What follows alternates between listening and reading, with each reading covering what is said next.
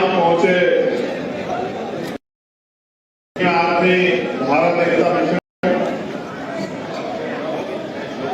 Azad Samaj party Kashiram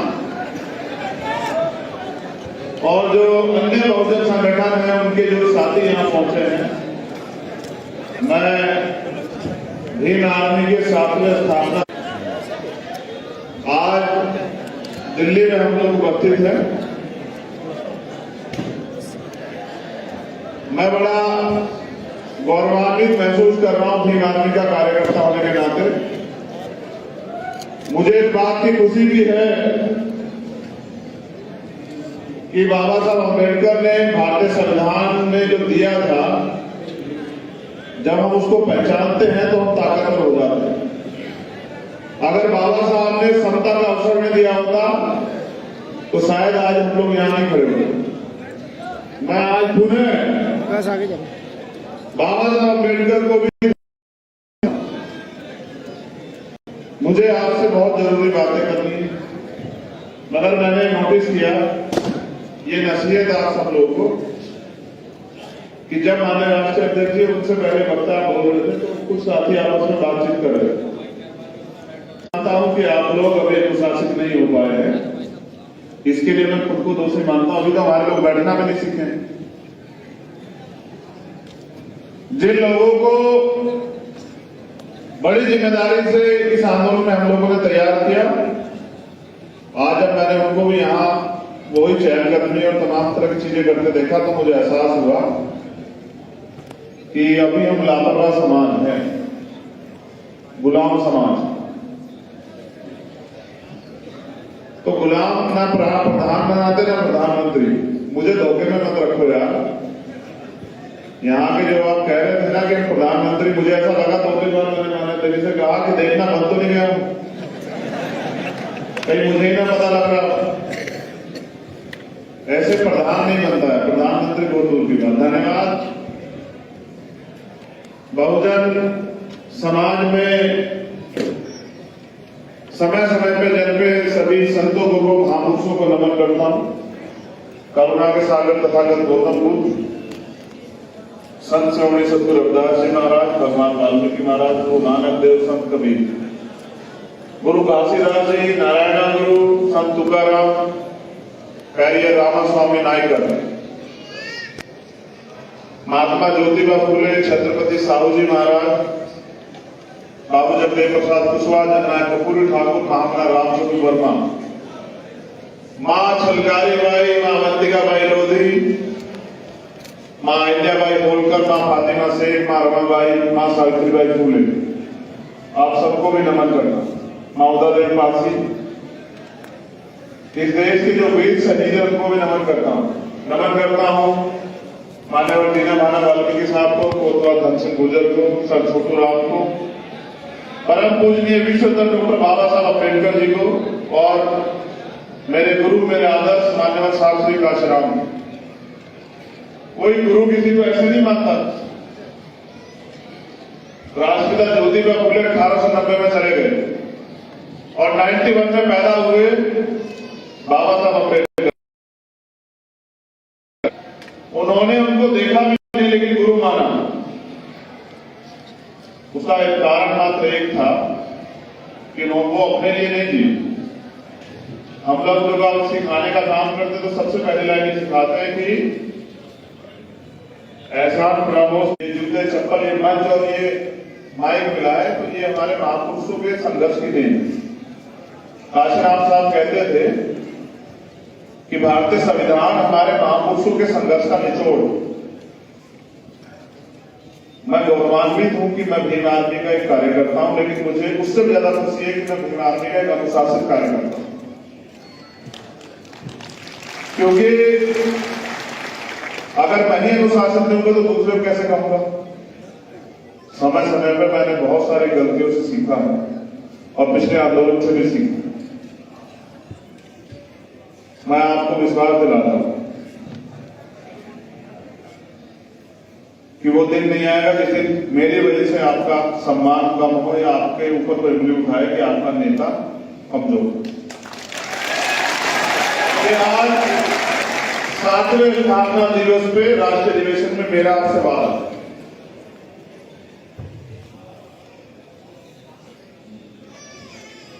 बहुत सारी बातें करने से पहले यहाँ की जो आयोजक कमेटी, क्योंकि ये अगर ये कमेटी काम ना करती तो हमें कौन मंच दे रहा था, हमसे तो बने बनाए मंच छीन लिए गए। तो आयोजक कमेटी के जो चेयरमैन है हमारे राष्ट्रीय उपाध्यक्ष धर्मवीर प्रभार जी, हिमांशु वाल्मीकि जी, डॉक्टर ब्रजपाल जी, अनिल चेयरमैन जी, महक सिंह जी, रामने प्रधान जी, वीरेंद्र सुधीर जी, महेश पहवाल जी, दीपक राणा जी, रविंद्र गुर्जर जी, हरपाल वाल्मीकि जी, घनश्याम नागर जी, सतपाल चौधरी जी, रील धेनवाल जी, महेश कासना जी, नरेंद्र जैन जी, नरेंद्र भिखुराम जैन जी, सैमसंग जी, अब्दुल भाई कपिल आजाद साहब, चावला जी, निर्मल और ऐसे साथी जो छूट गए हो, मेरी नजरों से तो नहीं छूटे हो, मैं तो देख के ले रहा हूं। सुमित, मैं सब लोगों को जानती ना, बहन मीनाक्षी, ऐसे सब लोग जिन्होंने काम किया, अपनी जिम्मेदारी को समझा, गिल साहब, मैं आप सबका धन्यवाद देता हूं। उसके साथ साथ जो आजाद समाज पार्टी की राष्ट्रीय कोर कमेटी है, मैं उनका भी धन्यवाद देता हूं कि हमेशा ये शिकायत हमारे साथियों को रहती थी कि भाई भीम आर्मी के प्रोग्राम में, आजाद समाज पार्टी के प्रोग्राम में उनका सम्मान नहीं होता। लेकिन आज आजाद समाज पार्टी की राष्ट्रीय कोर कमेटी ने भीम आर्मी के साथियों को मंच पर सम्मान देकर खुद स्वतः जो है नीचे कुर्सी पर बैठ के साबित किया कि वो आज भी भीम आर्मी का सम्मान करते हैं और वो इस बात को भी समझते हैं मेरी तरह कि अगर आज जो कुछ है वो भीम आर्मी की वजह से। मैं कोर कमेटी के सदस्य वीरेंद्र कुमार सुधीर जी, रविंद्र भाटी जी, सुनील कुमार चित्तौड़ जी, चौधरी महेंद्र सिंह जी, चौधरी सतपाल सिंह जी, हाजी एहसान साहब, राजकुमार गौतम जी, चौधरी निजाम जी, डॉक्टर ब्रजपाल सिंह जी, भाई महक सिंह जी, भाई हिमांशु सिंह जी, भाई गुलजार सिद्दीकी जी, भाई संजय जी, भाई नीलरतन जी, भाई डॉक्टर आकिब साहब, भाई रामने प्रधान जी, डॉक्टर अजय सिंह भट्टी जी, मनोज जैन जी, अनिल ओजस्वी जी, साजिद सेठी जी, छोटे भाई जतिन जी, छोटे भाई आवेश जी, राजेंद्र यादव जी, नीतू कुमार जी और हमारे लीगल सेल के जो नेशनल कोऑर्डिनेटर MS आर्य साहब, उनका भी धन्यवाद करता हूं। अमित कसाना जी का भी धन्यवाद करता हूं। मैं धन्यवाद करता हूं हमारे भीम आर्मी के राष्ट्रीय अध्यक्ष जी का, भाई वीरेंद्र सिंह जी का, उनकी मेहनत से आज हम लोग यहाँ इस मंच पर खड़े, क्योंकि बहुत संघर्ष किया। मैं धन्यवाद करता हूं भाई कमल सिंह वालिया जी का भी, वो भी इस कोर कमेटी के मेंबर हैं। धन्यवाद के बाद अब आपसे सीधी बात हो जाए, अगर आप इजाजत तो एक धन्यवाद और हमारे जो रविदास धर्म संगठन के जो साथी जिन्होंने लंगर का आयोजन किया है, मैं दोनों हाथ से उनका धन्यवाद। आज तक का कोई आंदोलन ऐसा नहीं है कि मैंने उनसे किसी बात के लिए अपील की हो और उन्होंने मुझे निराश किया। आज तक का कोई आंदोलन ऐसा नहीं।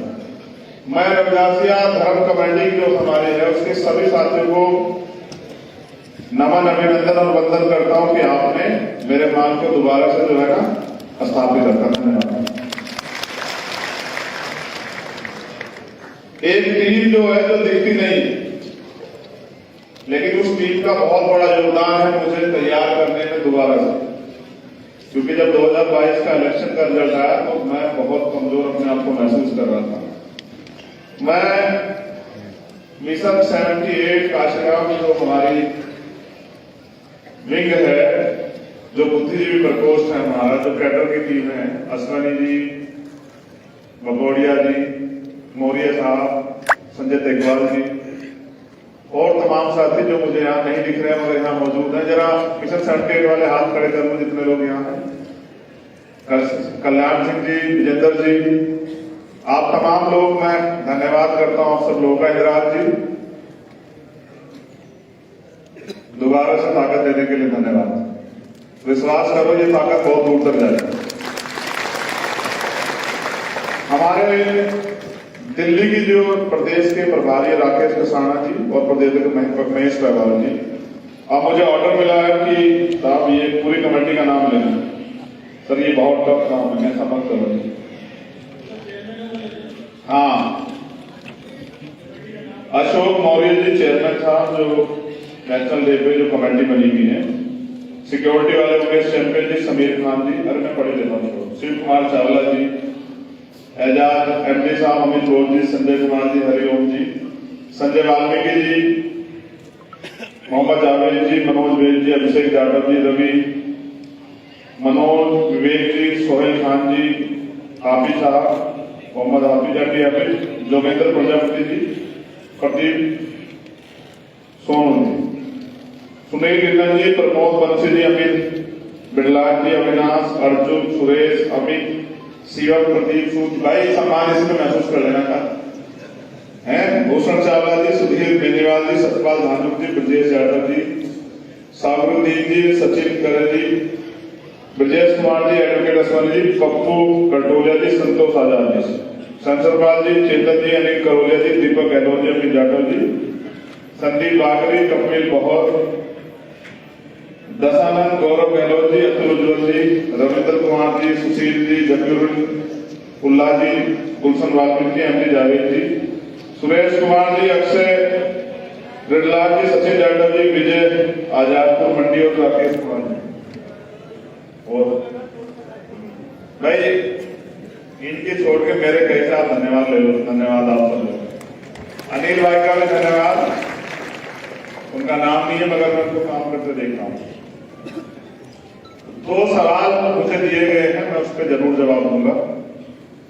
भ्रांतियां नहीं रहनी चाहिए, जवाब देना बहुत जरूरी है। लेकिन मैं भी आपसे जो कहना चाहता हूं, मैं स्वयं इस बात को एक्सेप्ट करता हूं कि हमसे देर हुई। अगर हम इस संगठन में अनुशासन पहले तैयार कर लेते तो आज हम बड़ी शक्ति बन चुके होते। इस देरी के कारण हम ताकतवर दिखाई तो देते हैं, ताकतवर महसूस भी होता है, लेकिन जब उसकी जरूरत होती है तो हम कमजोर दिखाई देते हैं। राजनीतिक रूप से जब हमें अपने कार्यकर्ताओं की बहुत जरूरत होती है तो वहां कहीं ना कहीं हम कमजोर महसूस करते हैं। इसका अनुभव 2022 के इलेक्शन के बाद मुझे हुआ और उसको पूरा करने के लिए वो जो कैडर सिस्टम ने दोबारा शुरू किया तो उसकी वो इतना ताकतवर है। साहब काशीराम जिस कैडर से मूवमेंट को तैयार किए हैं कि विरोधियों में जो है वो खलबली मची हुई है। वो तमाम षड्यंत्र कर रहे हैं किस तरह से आजाद समाज पार्टी भीमनाथ में कमजोर करते। मैं पूरी जिम्मेदारी से कहता हूं कि अभी तो हमारे साथियों ने अकड़ाई की है, अभी तो उन्होंने संघर्ष शुरू ही नहीं किया। जिस दिन वो लोग संघर्ष करेंगे उस दिन ये दिल्ली भी नीली होगी और दिल्ली की गलती पे भी पंचशील और नीला झंडा फहरा जाएगा। मेरा मानना है। देखो, आप मुझे अपनी ताकत मानते हो, मैं आपको अपनी ताकत मानता हूं। जितने पदाधिकारी मंच पर बैठे हैं, मैंने आपसे कहा था कि पेन कॉपी लेके आना। जितने पदाधिकारी सामने बैठे हैं, कुछ बहुत जिम्मेदारी की बात है, मैं आपके सामने 5 मिनट बाद रखूं। हमको नोट करना है हमको, और नोट नहीं करना ये समझना कि ये आदेश है, इसको लागू होगा ये आदेश, इसमें कोई कोताही नहीं बरती जाएगी। मैं तो अपने आप को वही 2015 में खड़ा मान रहा हूं कि आज जीरो से शुरू कर रहे हैं। आज जीरो से शुरू कर रहे हैं, जीरो से शुरू करके और उसको अंतिम पायदान पे लेके जाना है। लेकिन अब हम काम अनुशासन में करेंगे, अब हम करके दिखाएंगे। अब हम घुटनों के बल रेंग के नहीं चलेंगे। अब हम सीना तान के खड़े होकर जो है अपने हक अधिकार की लड़ाई लड़ेंगे और अब हम पीछे नहीं रहेंगे। अब हम अपनी कुर्सियों पे कब्जा करेंगे। यहां उपस्थित मातृ शक्ति को भी मैं धन्यवाद देता हूं, नमन करता हूं। ये कठिन समय चल रहा है। एक तरफ जिनको रोज हम कहते हैं कि वो बहुत ताकतवर हो रहे, वो सच में ताकतवर हो रहे हैं, क्योंकि वो इस देश की सत्ता, इस देश की व्यवस्था, इस देश की जुडिशरी, इस देश का एडमिनिस्ट्रेशन, इस देश की मीडिया, इस देश के थान पे काबिल है। और हमारे पास बाबा साहब अम्बेडकर की वोट किए बस उनसे लड़ने के लिए। तो बहुत सारे टारगेट तय किए गए हैं, उन पर काम होगा। उससे पहले हमारे मिशन 78 के साथियों ने कुछ डायरेक्शन, कुछ चीजें मुझे दी हैं। मैं भी इस बात को समझता हूं कि अब मेरा भार कम होना चाहिए। आप चाहते हैं मैं बहुत तेजी से काम करूं? कितने लोग चाहते हैं? हाथ खड़ा करके बताओ। आप चाहते हैं मैं बहुत तेजी से काम करूं? पक्का? देखो, इसका एक सूत्र, किसी व्यक्ति की कैपेसिटी 100 किलो वजन उठाने की, अगर आप उसको 200 किलो वजन रख दो तो क्या होगा? चल पाएगा नहीं चल पाएगा? हाँ, मुझे भी एहसास हुआ जब रणनीति भी हम बनाएंगे, उसको लागू भी हम करेंगे, उसमें एक्शन भी हम करेंगे तो नहीं चल पाएगा। इसलिए बहुत सारी चीजें तय की हैं जिनके जरिए अब हम इस आंदोलन को परिपूर्ण करेंगे, आगे बढ़ाएंगे। और जब तक ये कारवा पूरा नहीं होता तब तक हम चैन से जो है नहीं बैठेंगे। ऐसी तैयारी जो है हम लोगों ने की है, मैं आपके सामने रखूंगा। फिर मैं अपनी बात जो है, जो मेरे दिल में है, वो भी आपके सामने रखूंगा। आप तैयार हैं नोट करने के लिए?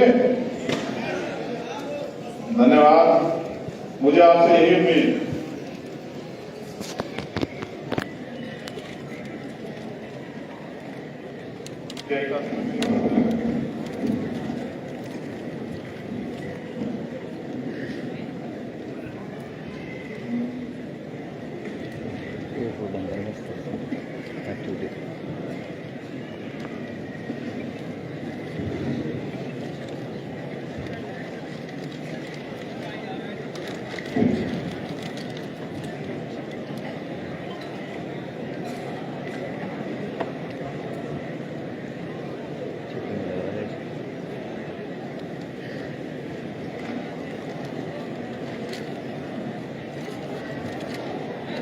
शांत हो जाइए।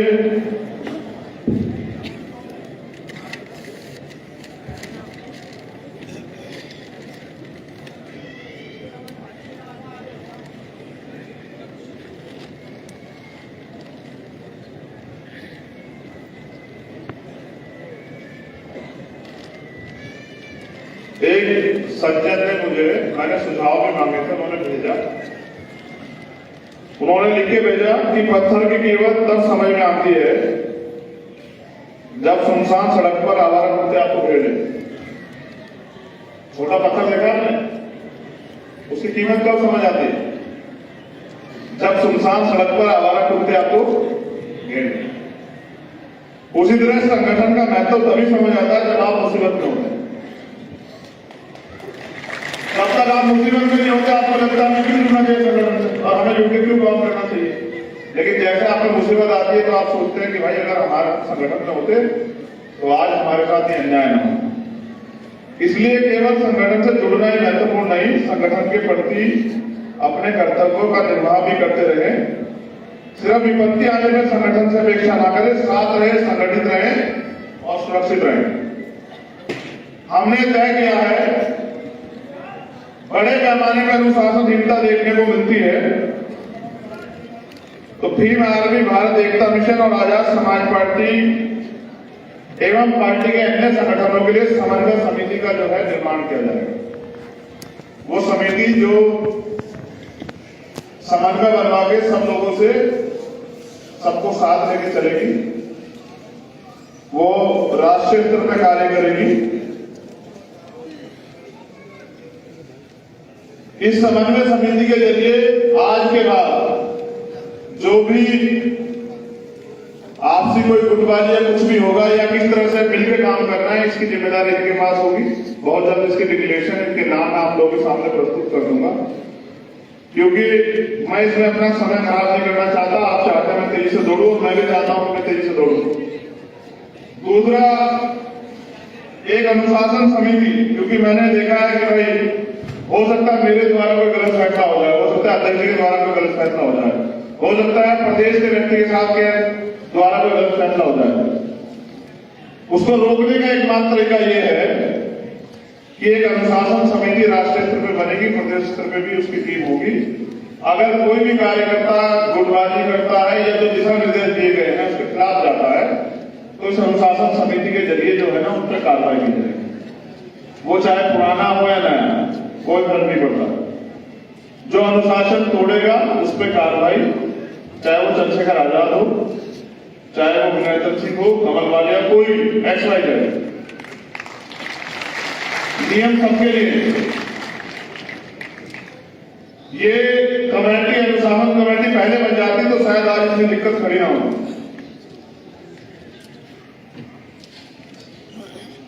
एक दिशा निर्देश गाइडलाइन मैं आपको दे रहा हूं, अब आप इसको नोट कर लें, फिर मैं अपनी बात रखूंगा तीनों चीजें करने के बाद। कोई भी पदाधिकारी कार्यकर्ता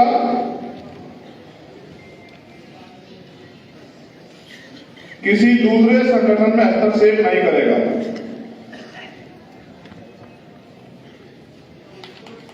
मिशन 78 के लोग नोट क्यों कर रहे हैं? क्या मेरा आदेश नहीं सुना था कि डायरी को पेन लेके आना? कोई भी पदाधिकारी कार्यकर्ता किसी दूसरे संगठन में हस्तक्षेप नहीं करेगा। अगर हस्तक्षेप करता है तो अनुशासन संहिता माना जाएगा।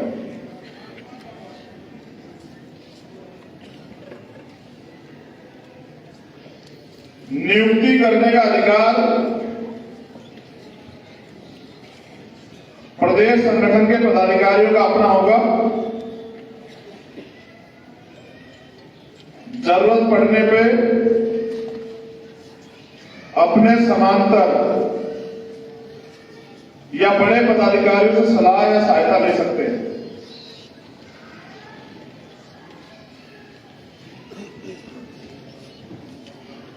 नियुक्ति में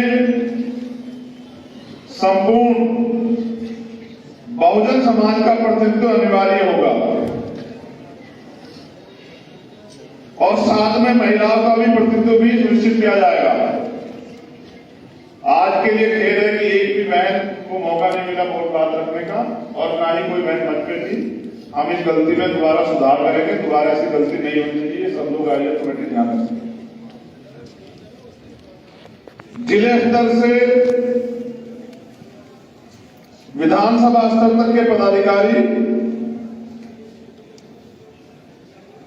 सीधे राष्ट्रीय नेतृत्व को संपर्क नहीं करेंगे।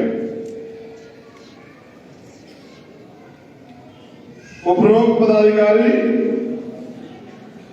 प्रदेश नेतृत्व को ही संपर्क करेंगे।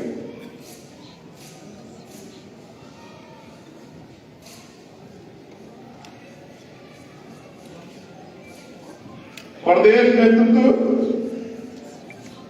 राष्ट्र नेतृत्व को संपर्क करेंगे। अगर जिला तहसील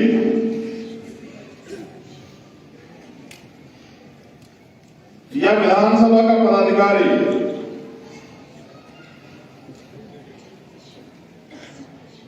अनावश्यक रूप से राष्ट्रीय नेतृत्व को संपर्क करता है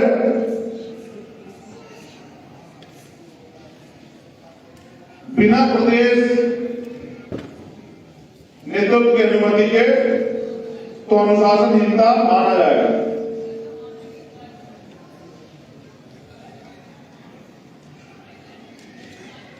राष्ट्र नेतृत्व के सभी नियमों कानूनों एवं दिशा निर्देश का पालन करना सभी के लिए अनिवार्य है। अगर कोई ऐसा करने से मना करता है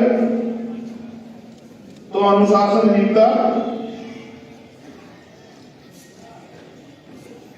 के दायरे में आएगा।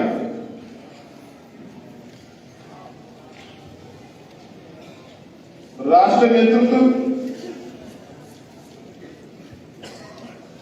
जो भी समयबद्ध कार्यक्रम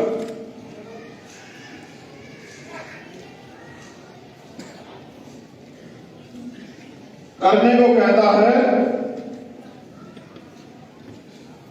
तो सभी पदाधिकारी कार्यकर्ताओं को निश्चित समय में उस कार्य को संपन्न करना होगा।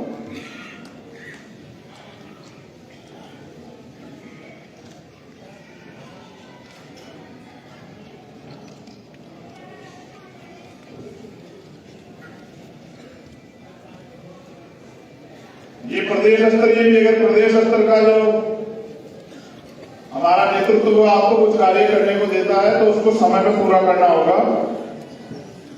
अगर तय समय पर कार्य पूरा नहीं होता तो इसको कार्य के प्रति लापरवाही माना जाएगा, जिसका मैं पदाधिकारी स्वयं जिम्मेदार हूं।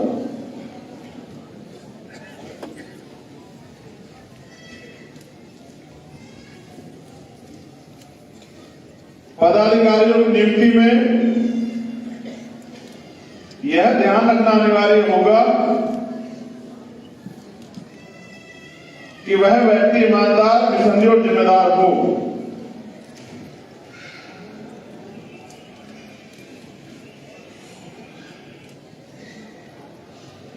नियुक्ति की प्रक्रिया में पारदर्शिता अनिवार्य होनी चाहिए। संगठन में परिवारवाद की कोई जगह नहीं। पारिवारिक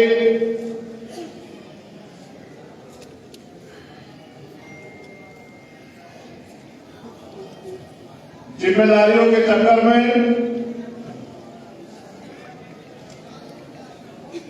किसी समर्पित कार्यकर्ता का उत्पीड़न न किया जाए।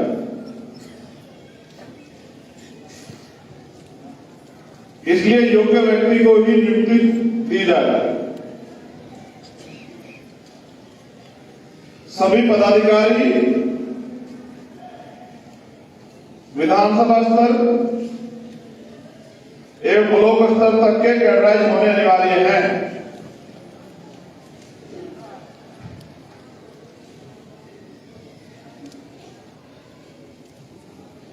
नए नियुक्त पदाधिकारियों को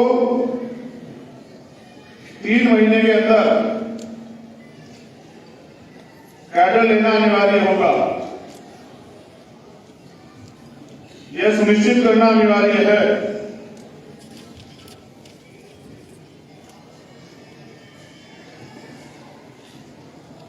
नियुक्ति में शिक्षा का ध्यान भी रखना अनिवार्य हो।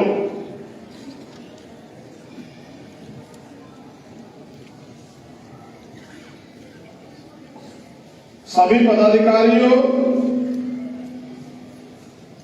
कार्यकर्ताओं को जमीन पर जाकर काम करना अनिवार्य है, चाहे वो हमारे राष्ट्रीय स्तर के पदाधिकारी या प्रदेश स्तर के। अभी आपका आत्मविश्वास इतना मजबूत नहीं हुआ कि आप लोग सिर्फ मंचों पर जाकर बैठे और भाषण दें। अभी आपको उस कार्यकर्ता के साथ खड़े होकर उसके मनोबल को बनाना है, उसको मजबूत करना है। उदाहरण के तौर पे हमें दुश्मन से भी सीखना चाहिए कि जो हमारे विपरीत विचारधारा की पार्टी के शीर्ष नेतृत्व हैं वो अपने बूथ अपने कार्यकर्ताओं के बीच में रह रहे हैं, लेकिन अब हमारे पदाधिकारी सिर्फ रैलियों में या मंचों पे ही जाते हैं। इससे तो आंदोलन आगे नहीं बढ़ेगा। अगर कोई जनता के बीच जाकर कार्य नहीं करता तो उसे लापरवाही माना जाएगा।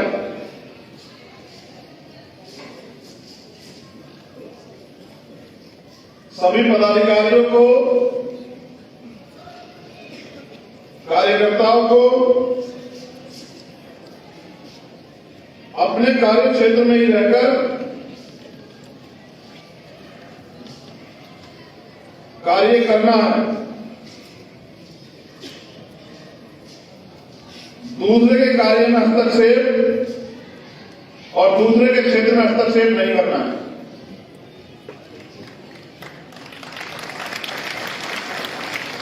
हम जिस लीडरशिप की बात करते हैं, अगर मौका नहीं मिलेगा निखरेगी कैसे? सभी प्रदेश अध्यक्षों को मेरा ये स्पष्ट निर्देश है कि वो अपने लीडरशिप को उभरने का मौका देने के लिए उनको काम दें और उनकी प्रतिभा कौशल को देखें।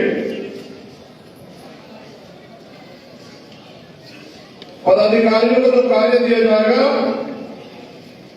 उसके प्रति वो जिम्मेदार होंगे और जवाबदेह भी।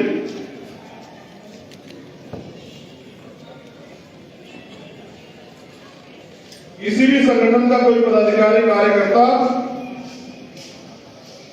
ये गंभीर है तो नोट कर लेना। किसी भी संगठन का कोई पदाधिकारी